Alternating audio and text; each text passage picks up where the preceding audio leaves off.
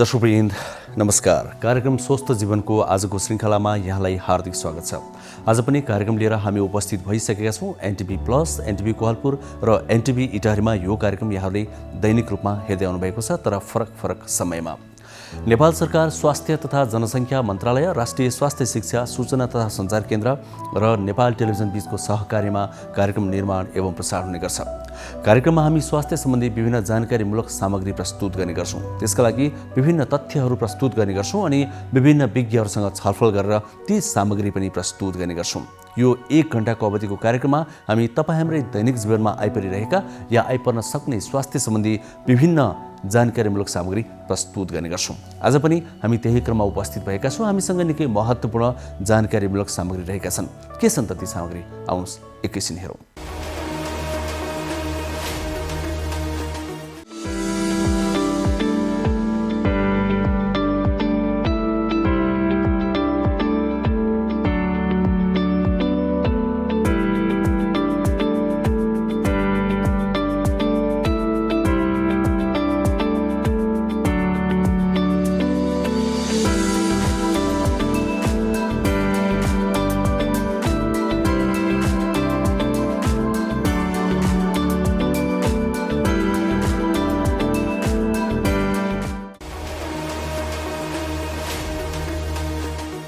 दर्शकवृन्द, corona भाइरसकै कुरा गरौँ एकैछिन, किनभने सबैको चासो र चिन्ताको विषय हो यो।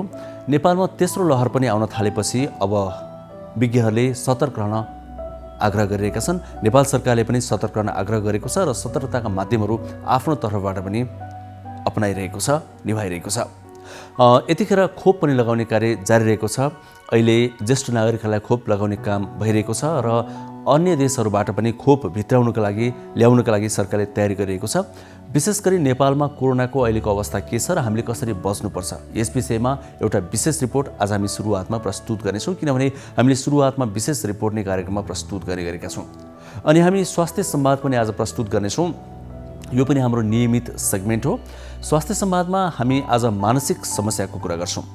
यो कोरोना भाइरसको महामारी पछि मानसिक समस्या झन् धेरै बढ्यो भनेर विज्ञहरूले भन्दै आएका छन्। यसको कारण के हो त? हामीले कसरी निदान खोज्ने, यसको कतै थाहै नपाए हामी पनि मानसिक समस्याको शिकार भइरहेका या हुँदै त छैनौँ, यी विषयमा हामी एकजना विज्ञसँग संवाद गर्दैछौँ। त्यो आज प्रस्तुत गर्नेछौँ। अनि दर्शकवृन्द, हामीले छोटा छोटा अवधिका विभिन्न विषयका सामाजिक सन्देशहरू पनि प्रस्तुत गर्ने गरेका छौँ। विभिन्न नयाँ नयाँ विज्ञहरूले हामीले त्यसमा सन्देशहरू दिनुभएको छ, सुझाव दिनुभएको छ, ती पनि प्रस्तुत गर्नेछौँ। अनि हामीले अन्तिममा प्रायः जसो प्रस्तुत गर्ने गरेको अर्को सेगमेन्ट पनि आज प्रस्तुत गर्नेछौँ। त्यो हो मेरो जीवनशैली। हामीले निरोगी रहन, स्वस्थ रहन जीवनशैली कस्तो अपनाउनुपर्छ, विभिन्न रोगीहरूले कस्तो जीवनशैली अपनाउनुपर्छ, कोरोना भाइरसको यो महामारीको समयमा हामी कसरी सतर्क रहनुपर्छ जस्ता विषयहरूमा आफ्नो विज्ञता अनुसार विभिन्न विज्ञहरूले हामीलाई सुझाव प्रदान गर्नुभएको छ। त्यही सुझावमा आधारित यो सेगमेन्ट पनि आज प्रस्तुत गर्नेछौँ। यसरी 1 घण्टाको समयमा आज पनि हामी सकेसम्म धेरै जानकारीमूलक सामग्री प्रस्तुत गर्नेछौँ। सुरुवातमा भने कोरोना भाइरसको अहिलेको अवस्थाको विषयमा हामीले तयार पारेको यो विशेष रिपोर्ट एकैछिन हेरौँ।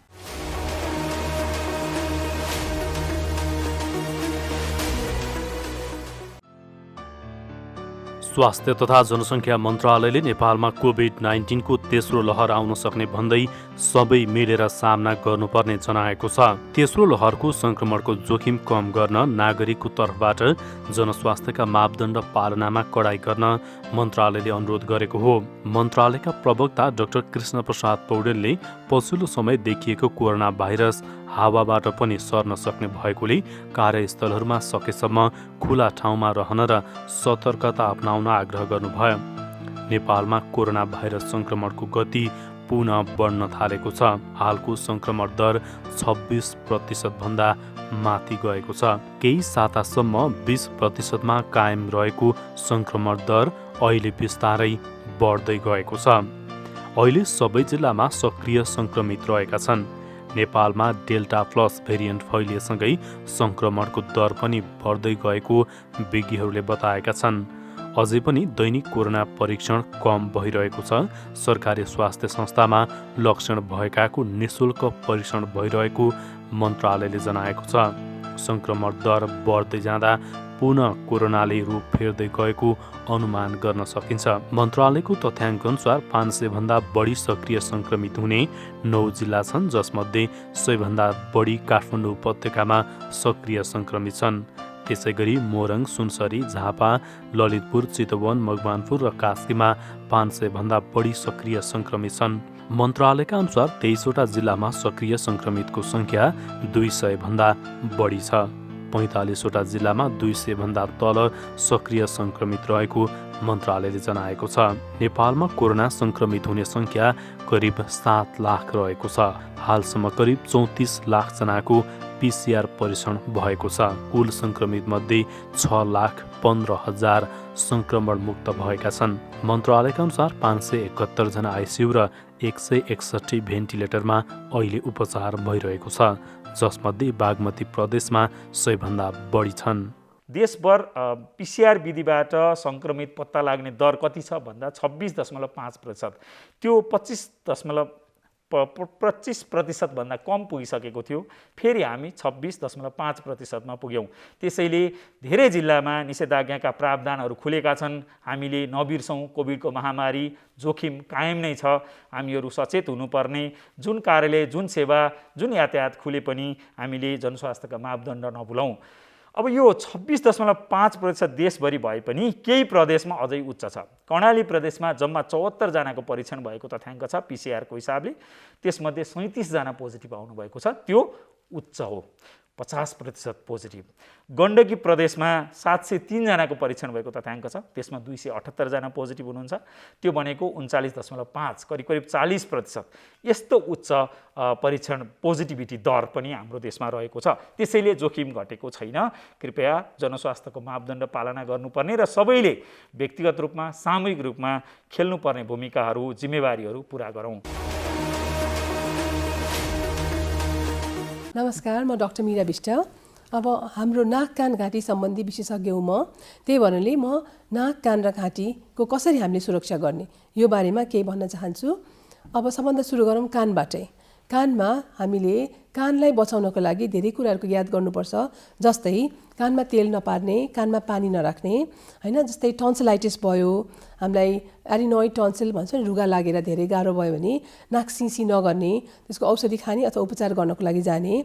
अनि त्यसपछि कान करायो, हैन, कान सुन्ने कम भयो, कानबाट पिप आयो र गनाउने पिप आयो भने त झनै एकचोटि डाक्टर कहाँ गएर हजुरले देखाउनुपर्छ। कान कोट्याउने गर्नु हुँदैन र नुहाएपछि अथवा लाइक स्विमिङहरू गएपछि कानलाई बिस्तारै सफा गर्नुपर्ने हुन्छ, कानमा पानी जम्मा नभइरहोस्।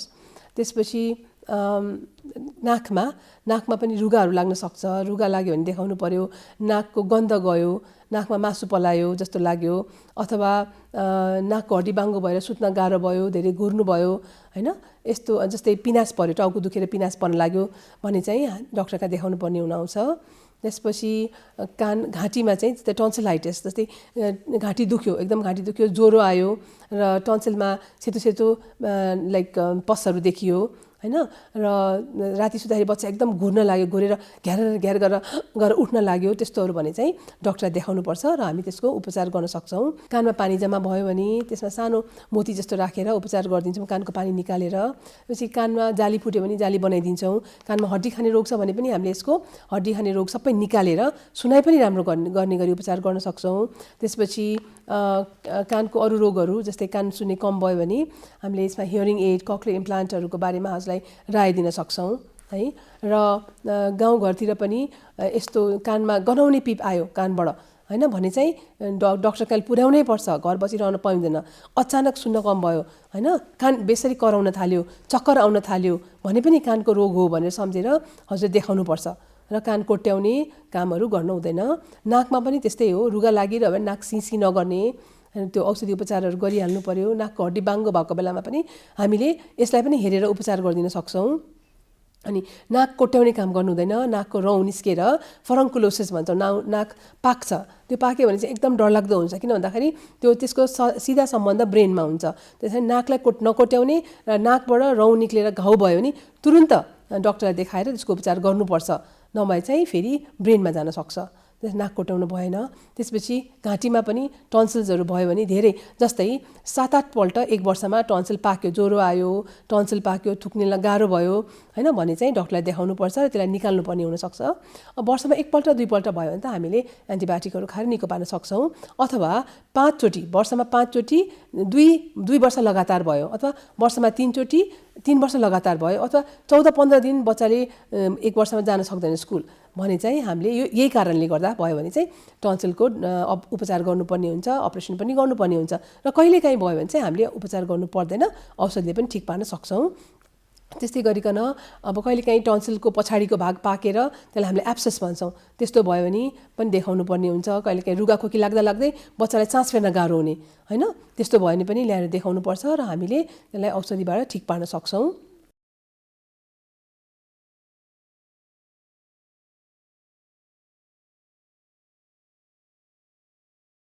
अहिले यो फारम भर्नेको सङ्ख्या चाहिँ कमसेकम पनि 13 लाखभन्दा माथि छ अहिलेको अवस्थामा। र यसको भरिनुको मुख्य उद्देश्य भनेको नेपालभरिमा यो चाहिँ खोप लगाउन इच्छुक व्यक्तिहरू को छन् त, कतिजना छन् र उहाँहरूले चाहिँ कुन ठाउँमा गएर खोप लगाउने इच्छुक हुनुहुन्छ भनेर एउटा स्वैच्छिक यो आवेदन चाहिँ भर्न लगाइएको हो। यसको वेबसाइट खोल्ने बित्तिकै vaccine.musp.gov.np मा जाने बित्तिकै तपाईँलाई यो चाहिँ वेबसाइट ओपन हुन्छ। ओपन हुने बित्तिकै त्यहाँ हामीले फ्रन्ट लाइनमै लेखिदिएको छ यो फारम किन भर्ने भनेर। त्यो 5वटा बुँदै छ हाम्रो, यी 5वटा मुख्य कारणले गर्दा फारम भर्नुहोस् भन्ने कुरा राखेको छ। र यसमा हामी के विवरण लिन्छौँ भनेर साइडमा पनि हामीले राखेका छौँ। यो लिनुको मुख्य पछाडिको कारण भनेको खोपको पूर्ण व्यवस्थापन र योजना गर्नको लागि र तपाईँको कुन खोप केन्द्रमा कति लोड हुन्छ र त्यसको पूर्ण व्यवस्थापन गर्नको लागि नै हो। नेट नभएको ठाउँमा चाहिँ अहिले हाम्रो चाहिँ सङ्घीय मामिला तथा सामान्य प्रशासन मन्त्रालयबाट सबै पालिकामा पत्रचार भएको छ। हामीले पनि हाम्रो च्यानलबाट रिक्वेस्ट गरेका छौँ र चाहिँ उहाँहरूलाई पाइक पर्ने वडा कार्यालय छ भने, उहाँलाई पाइक पर्ने स्वास्थ्य संस्था छ, उहाँलाई पाइक पर्ने पालिकै कार्यालय होला, त्यहाँनिर गएर उहाँले म इच्छुक छु, मलाई चाहिँ यो चाहिँ मेरो विवरण टिपिदिनुहोस् भन्ने बित्तिकै उहाँले विवरण टिपाउन सक्नुहुन्छ र त्यसलाई पछि लगेर डिजिटलाइज गरिदिने काम चाहिँ हुन्छ। अथवा उहाँले त्यहीँनिर उहाँको सहयोग लिएर पनि डिजिटलाइज गर्न सक्नुहुन्छ। यो फारम भर्ने बित्तिकै खोप लगाउने सुनिश्चितता चाहिँ हुँदैन हैन। तर के हुन्छ भन्दाखेरि स्वास्थ्य तथा जनसङ्ख्या मन्त्रालयले अब जुन उमेर समूहको जुन वर्गलाई खोप लगाउने भनेर तोकिएको हुन्छ, त्यो तोकिएको ग्रुपभित्र परेको बेलामा चाहिँ उहाँहरूले चाहिँ आफूले यो भरेको विवरणको आधारमा यहाँबाट एउटा युनिक आइडी पाउनुहुन्छ। त्यो युनिक आइडी देखाएर उहाँहरूले चाहिँ एउटा प्राथमिकताको लाइनमा बसेर खोप चाहिँ छिटो पाउने चाहिँ सक्नुहुन्छ। फारम नभर्नेलाई चाहिँ खोपै लगाउन नपाउने भन्ने चाहिँ हुँदैन। उहाँहरू पनि लाइनमा आउनुहुन्छ। खोप लगाउने साथीहरूको लाइन चाहिँ प्रायोरिटी लाइन हुने भयो। उहाँहरू प्राथमिकताको लाइनमा पर्नुहुन्छ, छिटो खोप लगाएर जानुहुन्छ। जसले फारम भर्नु भएको छैन भने उहाँहरू चाहिँ अब तपाईँको प्राथमिकताको लाइनमा पर्नुहुन्न, उहाँहरू चाहिँ अब लामो क्युबाट चाहिँ जानुपर्ने हुन्छ। फारम नभर्नेलाई नपाउने, भर्नेलाई मात्रै पाउने भन्ने चाहिँ होइन। तर भर्दाखेरि के हुन्छ भन्नुहुन्छ भनेदेखि एउटा तपाईँको सरकारलाई पनि फाइदा हुने भयो खोप व्यवस्थापन गर्नलाई हैन। र चाहिँ अर्को भनेको तपाईँको खोप यो फारम भर्ने व्यक्तिलाई पनि फाइदा हुने भयो कि एउटा प्राथमिकताको लाइनमा गएर उसले छिटो खोपको सेवा लिन पाउने भयो। त्यस कारण त्यो हो। तर चाहिँ के भने फारम नभरेको आधारमा खोप नदिन पाउने भन्ने चाहिँ छैन। त्यहाँ उहाँहरूलाई हामीले चाहिँ नमुना फारमहरू पठाएका छौँ। सबै पालिकालाई स्वास्थ्य संस्थाहरूमा नमुना फारम पठाएको छ। त्यो नमुना फारमको आधारमा उहाँहरूले त्यो डिटेल विवरणहरू बनाएर चाहिँ अनि त्यहाँ चाहिँ उहाँहरूले इन्ट्री गरिदिनुहुन्छ। उहाँहरूलाई कहीँ के भर्नको लागि अब उहाँहरूलाई चाहिँ कुनै सेलमा भर्नको लागि कसरी भर्ने, के गर्ने भन्ने कुराहरू चाहिँ उहाँहरूले जानकारी चाहिँ माग्नुहुन्छ हैन। अब यसको लागि तपाईँको चाहिँ हाम्रो चाहिँ साथीहरू नै हुनुहुन्छ, उहाँहरूको नम्बर दिएको छ। उहाँहरूले त्यो नम्बरमा फोन गर्नुहुन्छ।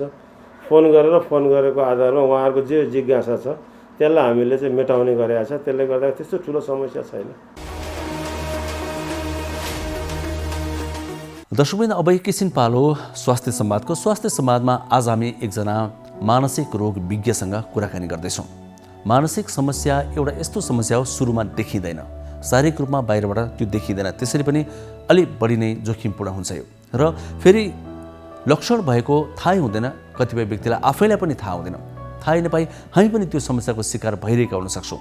समयमै उपचार गर्न सकियो भने निको हुन्छ, समयमै उपचार गर्न सकिएन, थाहा पाइएन भने यसले विकराल रूप पनि लिन सक्छ।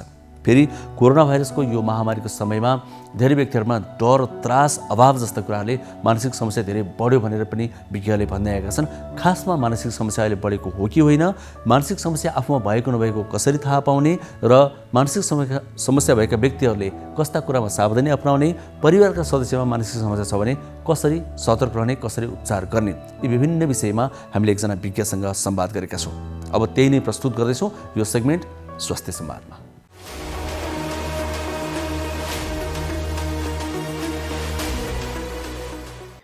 कोरोना संक्रमणले मानिसको शारीरिक स्वास्थ्यसँगै मानसिक स्वास्थ्यमा पनि असर गरेको छ। कोरोनाले गर्दा फरक खाले मनोरोग पनि देखा परेको छ। त्यसैले कोरोना भाइरस महामारीको समयमा मानसिक स्वास्थ्यको हेरचाह गर्नु निकै आवश्यक छ। नेपालमा धेरैजसो मनोरोगीहरू उपचारबाट वञ्चित छन्। सेवाको पहुँच नहुँदा र रोग लुकाउने प्रवृत्तिले उनीहरू उपचारबाट वञ्चित हुने गरेको विज्ञहरूको भनाइ छ। मानसिक स्वास्थ्य समस्या मनोपरामर्श तथा औषधि उपचारबाट निको हुने विशेषज्ञहरूले बताएका छन्। रोगको त्राससँगै झेल्नु परेका अभावले पनि मानिसहरूलाई मानसिक रूपमा कमजोर बनाएको छ। अहिले चिन्ता र उदासीपनसँग सम्बन्धित समस्याहरू बढी देखिएको विशेषज्ञहरूले बताएका छन्। महामारीको समयमा मानसिक स्वास्थ्यलाई के कसरी ध्यान दिन सकिन्छ भन्ने विषयमा हामीले मानसिक रोग विशेषज्ञ डाक्टर प्रभाकर पोखरेलसँग संवाद गरेका छौँ। कमनली मान्छेले बुझ्ने भाषा भने चाहिँ अब धेरै खाना खाइयो, अब कस्तो पेट गडबड भयो, आज खाएपछि कस्तो भोक लागिरहेछ, ओ यो खाना त पचेन मलाई, बासी खाइयो, अलिकति दिशा डाइरिया भएको जस्तो भयो, यो समस्या भयो होइन। तर कहिलेकाहीँ अल्सरै भयो, मुखबाट वा रगत आउन थाल्यो, खाना भमिटिङ हुन थाल्यो ब्लडको होइन, त्यस्तै रोग भयो, अल्सर भयो, त्यसको लागि उपचार गर्नु पऱ्यो। त्यस्तै तरिकाले मानसिक समस्या र मानसिक रोग छन्। जस्तै मलाई सानो कुरामा आज चिन्ता छ, केही कुरा बिग्रियो, हो किन भयो, यस्तो गरे हुन्थ्यो भने यो चाहिँ समस्या हुनसक्छ होइन। समाधान गर्नुपर्छ, सोच्नुपर्छ, प्लान गर्नु पर्ला। अर्को चाहिँ रोग हो, जस्तै अवस्था जस्तो सुकै भए पनि मन वा भावना, व्यवहार र स्वभावमा आउने यस्ता परिवर्तन जसले चाहिँ दिनको कामलाई एकदम गाह्रो बनाउँछ र कति बेला धेरै कोसिस गर्दा पनि परिवर्तन हुँदैन। त्यस्तो मनका वा भावनाका शरीरका लक्षण हुन सक्छन्। अनि त्यसपछि व्यवहारका स्वभावका परिवर्तनहरू चाहिँ मुख्य रूपले मानसिक रोगभित्र पर्छन्। सामान्यतः जटिल अवस्थाका रोगलाई मात्र मानसिक रोग भनिन्छ होइन, तर वास्तवमा मानसिक रोग भनेको चाहिँ के हो त? कमनली बुझ्नु पर्यो भने चाहिँ जस्तै मानसिक रोग चाहिँ यो आइसिडी भन्छ, इन्टरनेसनल क्लासिफिकेसन अफ डिजिज। यो WHO ले चाहिँ वर्ल्ड वाइड विश्वव्यापी रूपमा चाहिँ कमनली प्रयोग गर्ने भनेको चाहिँ एउटा चाहिँ रोगहरूमा उनीहरूले छुट्याएका छन् कि जस्तै वृद्धहरूलाई हुने वा धेरैसो ओल्ड एजमा हुने रोग भने जस्तै डिमेन्सिया वा सामान्य भाषामा बिर्सिने रोग वा अहिले चाहिँ एकदम पपुलर वर्डमा अल्जाइमर्सको रोग भन्छौँ। कहिलेकाहीँ हेड इन्जरीले टाउको वा एक्सिडेन्ट भएर चाहिँ बिर्सिने स्वभावमा आउने परिवर्तन रोग पनि त्यहीभित्र पर्छ। अर्को चाहिँ लागु पदार्थको प्रयोगले आउने मनमा स्वभावमा व्यवहारमा आउने परिवर्तन, चाहे रिसाउने होस्, शङ्का गर्ने हुनसक्छ वा त्यो छोड्न नसकेर भएका अप्ठ्यारोमा आउने छारे रोगदेखि लिएर कहिलेकाहीँ मुटु धड्कन बढ्नेसम्म पनि त्यो पनि मानसिक रोगभित्र पर्छ होइन। साइकोसिसको रोग भन्छ, जहाँ चाहिँ मान्छे शङ्का गर्ने, एक आवाज सुन्ने, कसैले नसुनेको आवाज सुन्ने, एक्लै हाँस्ने, बोल्ने, टोलाउने, भ्रममा बस्ने, यो रोग पनि मानसिक रोगभित्र आउँछ। मुड डिसअर्डरका रोगहरू जस्तै डिप्रेसन, हामीले एकदमै सुनिरहेको वर्ड चाहिँ डिप्रेसन, जहाँ चाहिँ मन दुखी भइराख्ने, जीवनमा केही खुसी महसुस गर्न नसक्ने, जिन्दगी बेकार लाग्ने र आत्महत्याकोसम्म सोच आउन सक्ने डिप्रेसनको रोग। वा त्यही मुडभित्र म्यानियाको रोग, ठुल्ठुला कुरा गर्ने, म भगवान् जस्तै म जे पनि गर्न सक्छु भने नसुत्ने, बोले गर्ने रोगहरू पनि आउँछन् होइन। आत्तिने रोग, एङ्जाइटीको रोग, मलाई रोगै लाग्यो कि भनेर डराउने, मुटुको मलाई क्यान्सर हुन्छ कि भनेर डराउनेदेखि लिएर जे कुरामा यति डराउने कि निन्दा बिग्रिने, एकदम छटपटी भइराख्ने आत्तिने रोगभित्र आउन सक्छ। र कन्भर्सन डिसअर्डर, पहिला हिस्टेरिया भन्थे जुन चाहिँ अहिले सही वर्ड होइन, तर यो बेहोस हुने वा चाहिँ डराउने, चिच्याउने, कराउने, यीहरू यो चाहिँ हिस्टेरिया पहिला भने पनि अहिले कन्भर्सन डिसअर्डर भन्छन्। यी पनि मानसिक रोगभित्र आउँछ। र केटाकेटीहरूमा देखिने जस्तै अटिजम होइन, जहाँ चाहिँ बच्चाहरू चाहिँ धेरै सोसियल हुन नसक्ने वा चाहिँ सुस्त मनस्थितिको रोग होइन, वा चाहिँ बच्चा एकदम रिसाउने, एकदम कराउने, कन्डक्ट डिसअर्डर्सहरू, झगडा गर्ने, यी रोगहरू पनि मानसिक रोगभित्र आउँछन्। त्यसैले एक तरिकाले हेर्ने हो भने सामान्य लक्षणदेखि लिएर एकदम कडा खाली लक्षण थुप्रै प्रकारका रोग चाहिँ मानसिक रोगभित्र आउँछ। अल्जाइमर्स हुँदाखेरि कस्ता लक्षणहरू देखिन्छन्? एउटा मुख्य लक्षणै चाहिँ बिर्सिने भइहाल्यो होइन। बिर्सिने पनि पुराना कुराहरू बरु याद हुन्छन्। म 40 वर्ष अगाडि यहाँ गएको थिएँ यो कुरा याद हुन्छन्, तर हालसालका कुरा बिर्सिने। जस्तै खाना खाएको बिर्सिने, भर्खर खाना खान्छु मैले खाएको कि छुइनँ भने बिर्सिने, एकदमै थोरै बोल्ने, के बोल्ने नै थाहा नहुने, वा कहिलेका सुर अरू कुराहरू गर्ने, प्रसङ्ग बाहिरका कुराहरू गर्ने। अनि त्यसपछि चाहिँ आफ्नो रुटिन कामहरू जस्तो पेपर साइन गर्न पनि बिर्सिने, वा चाहिँ इभन मैले के सामान कहाँ राखेको छु नि बिर्सिने। म एउटा सानो उदाहरण दिन्छु। जस्तै एकजना बुहारी डिप्रेसनमा हुनुभयो, किनभने सासूमा डिमेन्सिया थियो होइन। उहाँले चाहिँ कुनै आफन्त आइदियो भने मैले त खानै खाएको छुइनँ भन्ने, बुहारीले भर्खर खुवा हुन्छन् सबैले तिमीले खुवाइरहन्छौ भन्ने, झुट बोल्नुहुन्छ भन्ने। अनि त्यसपछि चाहिँ सबै कुरा मेरो सामान कसले चोरिदियो तिमीले कहाँ राख्यौ भनेर भन्ने, शङ्का गरे जस्तो लाग्ने। तर यो चाहिँ डिमेन्सियाको रोग हो, बिर्सिने लक्षणको रोग हो होइन। र अहिले भने जस्तै 65 वर्ष माथिहरूकोलाई चाहिँ धेरै सो यो लक्षणहरू देखिन्छ र यो रोग चाहिँ कहिलेकाहीँ बल्झिँदै जाने चान्स हुन्छ। यो कुन उमेर समूहका मानिसलाई हुने गर्छ? एउटा कुरा त धेरै सो वृद्धहरूमा देखिने भएको हुनाले चाहिँ उमेरले पनि धेरै फरक पार्छ। तर यो सामान्य बिर्सिने होइन, हामी पनि अलिअलि बिर्सिन्छौँ, उमेर जति जाँदै जान्छ त्यति बिर्सिने त सामान्य हो होइन। तर यो चाहिँ रोगै हो। यसमा चाहिँ के हुन्छ नि, मान्छेले आफ्नो दिनचर्या पनि गर्न गाह्रो हुन्छ। टोइलेट कहाँ छ पनि बिर्सेर कहिलेकाहीँ चाहिँ घरमा टोइलेट कहाँ छ थाहा नभएर अर्को कोठामा पिसाब गरेर आउनसम्म पनि हुन्छ। यति धेरै कहिलेकाहीँ बढ्दै जान्छ कि ऐनामा कोही आफ्नो छाया देखेर, आफ्नो प्रतिबिम्ब देखेर ओ को मान्छे रहेछ भनेर डराउनेसम्म पनि हुनसक्छ। यसको उपचार के छ त? यसको चाहिँ पहिला डिमेन्सियाका थुप्रै कारण हुन्छन्, कारण छुटाउनु पर्यो। जस्तै भिटामिन B12 देखि लिएर थाइरोइडदेखि लिएर थुप्रैका कमीहरूले चाहिँ डिमेन्सिया हुन सक्छन्। त्यसलाई रिभर्सिबल हुन्छ, उपचार गऱ्यो भने एकदम राम्रोसित नर्मल भएर फर्किन्छ। चाहिँ छुटाउनु पर्यो कि यो रिभर्सिबल हो कि होइन। अल्जाइमर्सदेखि लिएर 2-3वटा डिमेन्सिया हुन्छ, जस्तै स्ट्रोक भएको वा प्यारालाइसिस भएको पेसेन्टलाई हुने डिमेन्सियाहरू जुन चाहिँ बिस्तारै डिटोरेट हुँदै जान्छन्। त्यस्ता 2-3वटा औषधिहरू छन् जसले चाहिँ त्यसलाई नर्मलतिर लैजान मद्दत गर्न सक्छ। तर पूर्ण रूपले उपचार चाहिँ गर्न गाह्रो छ अहिलेसम्मको अनुसन्धानबाट। त्यति 100% ठिक हुन्छ भन्ने छैन, तर मेन्टेन गरेर उहाँको त्यसलाई गर्न सकिने चाहिँ उपचारहरू छन् भने यो चाहिँ औषधिको कुरा भयो। तर पारिवारिक तथा सबैलाई त तनाव भयो नि त होइन। उहाँले रुटिन काम गर्न सक्नुहुन्न, बिरामी आफैलाई फ्रस्ट्रेसन भयो, पहिला गरिरहेको अर्काको भर पर्नु पऱ्यो, परिवारको सदस्यलाई पनि एउटा बच्चा हुर्का जस्तो गरिकन कहिलेकाहीँ केयर गर्नुपर्दा फ्रस्ट्रेसन होला। त्यसले गर्दा सामान्य काउन्सिलिङहरू कसरी डिल गर्ने, कसरी कुराकानी गर्ने, यी सबै कुराहरू पनि काउन्सिलिङ पनि त्यत्तिकै चाहिन सक्छ उपचारमा। यहाँले भन्नुभयो अर्को रोग जुन साइकोसिस भनेको चाहिँ के हो? हामी एउटा रियालिटीमा बस्छौँ होइन। जस्तै कि यो घाँटी नै दुखे पनि क्यान्सर भयो कि यो भयो कि भनेर पनि सोच्न सक्छौँ। तर साइकोसिसका बिरामीहरूले चाहिँ रियालिटी छुटाउन गाह्रो हुन्छ, कि यथार्थ हो छुटाउन गाह्रो हुन्छ र भ्रम हुन्छ। जस्तै कि कसैको आवाज सुने, प्रष्ट सुन्नुहुन्छ है, भने एक्टिङ गरे होइन, झुट बोले होइन, प्रष्ट रूपले आवाज सुन्नुहुन्छ, कसैले मेरो बारेमा कुरा गरिरहेछ यसलाई मार्नुपर्छ भन्ने प्रष्ट सुन्नुहुन्छ। तर हेर्दा कोही पनि मान्छे छैनन् र कहिलेकाहीँ चाहिँ छिमेकीले पो ल्यायो कि आवाज, किनभने कसैले ल्याएछन्, परिवारले पो गरे हो कि तिमीले पनि सुनेछौ, तिमीले झुट बोलेको, किनभने उहाँले चाहिँ प्रश्न सुन्नुहुन्छ। अर्को उहाँको लक्षण भने भ्रमको लक्षण। जस्तै कि शङ्का गर्ने, यो मान्छेहरू मेरो बारेमा कुरा गरिरहेछन्, मलाई मार्न खोजिरहेछन्, त्यो रातो गाडी मलाई हेरेर बसिरहेछ होइन, मलाई मार्नलाई के गरिरहेछ भने गतिविधि गरिरहेछ, यो तरकारी बेच्न आएको होइन, यसले मेरो निगरानी गरिरहेछ, भ्रमका कुराहरू। कहिलेसम्म यतिसम्म हुन्छ कि मेरो दिमागमा चिप्स राखेको छ होइन। त्यसले गर्दा सबै कुरा एलियनहरूले, अरू सबैले, अमेरिकाको राष्ट्रपतिले समेत पनि मेरो बारेमा स्टडी गरिरहेछन् भन्नेसम्म पनि लाग्न सक्छ। त्यतिसम्म भ्रम हुनसक्छ। र त्यसले गर्दा चाहिँ कहिलेकाहीँ चाहिँ एकदम अप्ठ्यारो अवस्थामा पनि आउनसक्छ। श्रीमतीलाई शङ्का गर्ने, कोही अरूसित लागेका छन् कि श्रीमानलाई शङ्का गर्ने अरूसित लागेका छन्, जुन चाहिँ यथार्थ हुँदैन। जति सम्झाउँदा आधार नहुँदा पनि एकदम बलियोसित त्यो भ्रम हुन्छ कि, त्यो चाहिँ साइकोसिसको हो। अर्को चाहिँ एक्लै हाँस्ने, एक्लै बोल्ने र टोलाएर बस्ने र आफ्नो गतिविधि गर्न धेरै गाह्रो हुन सँगको लक्षण हुन सक्छन्। सबैलाई सबै हुनुपर्छ भन्ने छैन, तर मुख्य रूपले चाहिँ यो लक्षणहरू चाहिँ साइकोसिसमा देखिन्छ। साइकोसिस के कारणले हुने गर्छ? यसको 3टा कारण छन्। धेरै मानसिक रोगका 3टै कारण हुन्छ। बायोलोजिकल भन्छन् होइन, जस्तै दिमागी रसायनले फरक पर्छ, डोपामिन भन्ने रसायन बढ्छ, वंशानुगत बायोलोजिकल भित्रै आउँछ। परिवारमा बुवालाई छ भने छोरालाई हुने सक्ने सम्भावना 13% हुन्छ, सिजोफ्रेनिया जस्तो रोग यसमा हुने रोगहरू। अर्को त्यो भयो। अर्को चाहिँ सामाजिक कारणले पनि हुनसक्छन् र इन्भाइरोमेन्टल फ्याक्टर्स। धेरै जस्तो गाँजा सेवन गर्नेहरूमा, एकदम कम उमेरमा गाँजा सेवन गर्नेहरूमा पनि यो लक्षणहरू, रोगहरू देखिएको छ होइन।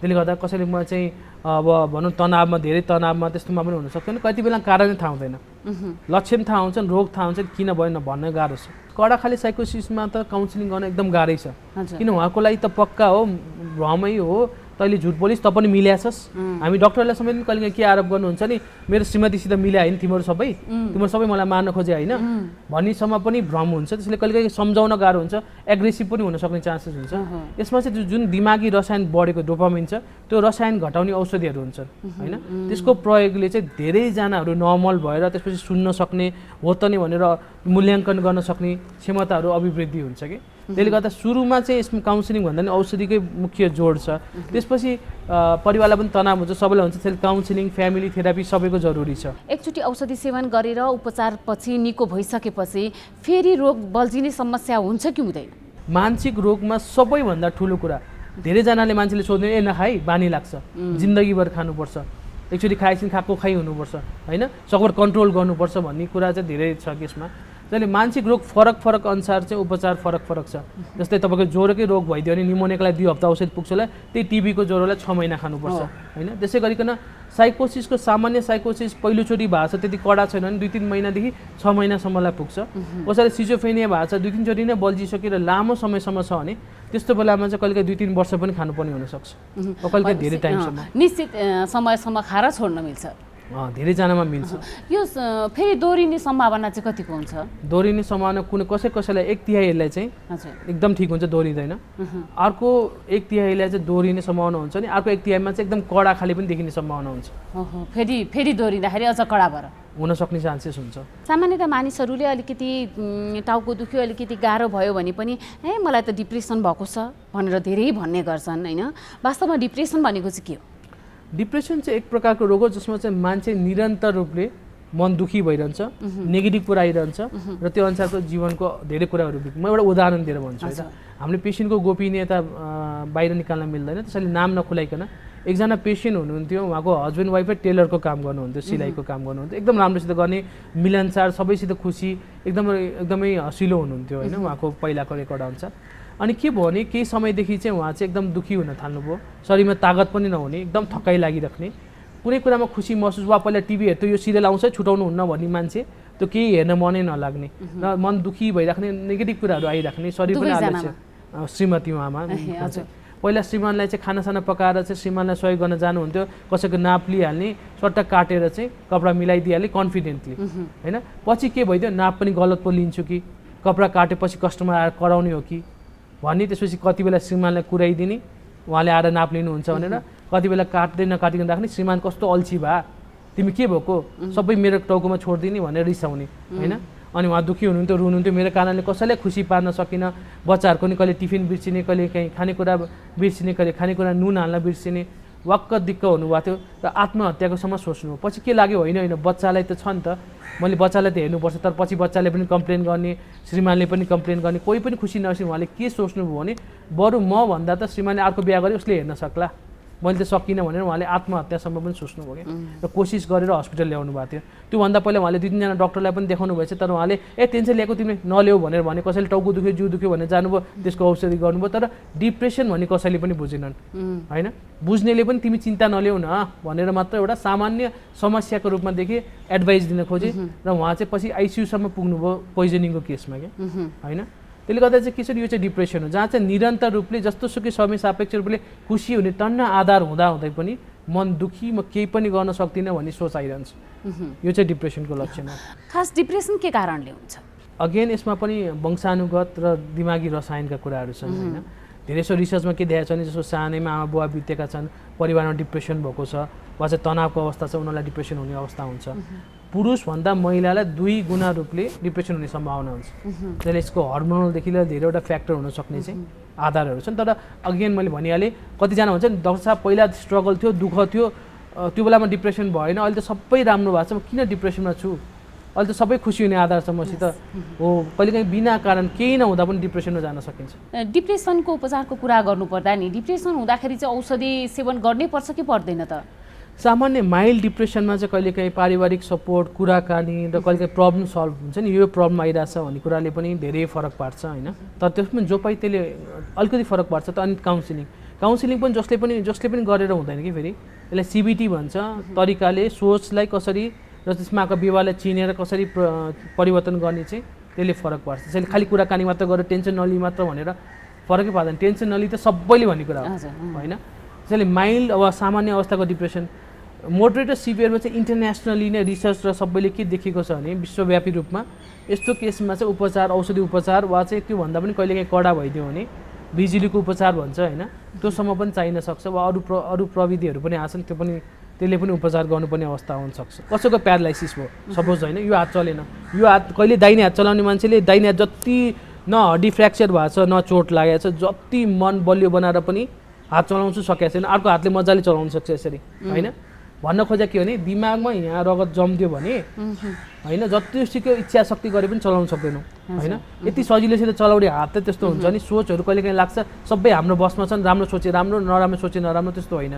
दिमागी रसायनको गडबडी भइदियो भने कहिलेकाहीँ जति पोजिटिभ सोच्छु, जति राम्रो सोच्छु भन्ने कोसिस गर्दा पनि नेगेटिभ आइराख्ने, सबै कुरा बिग्रिन्छ कि खत्तमै हुन्छ कि केही पनि हुँदैन कि परिवार सकिन्छ कि ल हामी डुब्छौँ कि भन्ने नेगेटिभ कुरा आइगर्न सक्छ। डिप्रेसन भएका बिरामीहरूले कति समयसम्म औषधि सेवन गर्नुपर्ने हुन्छ? हामीले रिसर्चले कसरी पत्ता लगाउँछ भने कोही मान्छेलाई डिप्रेसन भयो 2 महिना औषधि प्रयोग गरे, कसैले 4 महिना, कसैले 6 महिना। के देखियो भने जसले 6 महिनासम्म प्रयोग गरे उनीहरूमा बल्झिने सम्भावना कम देखियो पहिलोचोटि हुँदाखेरि।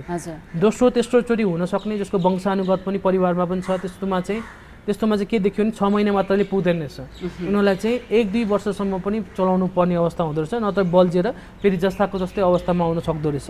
त्यसले के छ भने पहिलोचोटि डिप्रेसन भएको छ भने 6 देखि 9 महिना भन्छ होइन, दोस्रोचोटि भएको छ भने चाहिँ कहिलेकाहीँ 2 वर्षसम्म पनि चलाउनु वा त्योभन्दा धेरै भएको छ भने धेरै लामो समयसम्म पनि चलाउनु पर्ने हुनसक्छ। माइल्ड अलिकति एङ्जाइटी मात्र डिप्रेसन जस्तो होइन भने कसैलाई चाहिँ सपोर्टको रूपमा 2-3 महिनासम्मले पनि काम गर्छ। यी सामान्य जति मानसिक समस्याहरू र मानसिक रोगहरू छन् नि, यिनै रोगहरू बढ्दै गएर जटिल अवस्थाको मानसिक रोग बन्ने हो कि त्यसको लागि फरक अरू नै रोग हुन्छ त? होइन, यसको चाहिँ कुनै अवस्था चाहिँ सामान्य साइकोसिस है, टाइममा ट्रिट गर्यो भने एकदम छिटो ठिक हुन्छ होइन।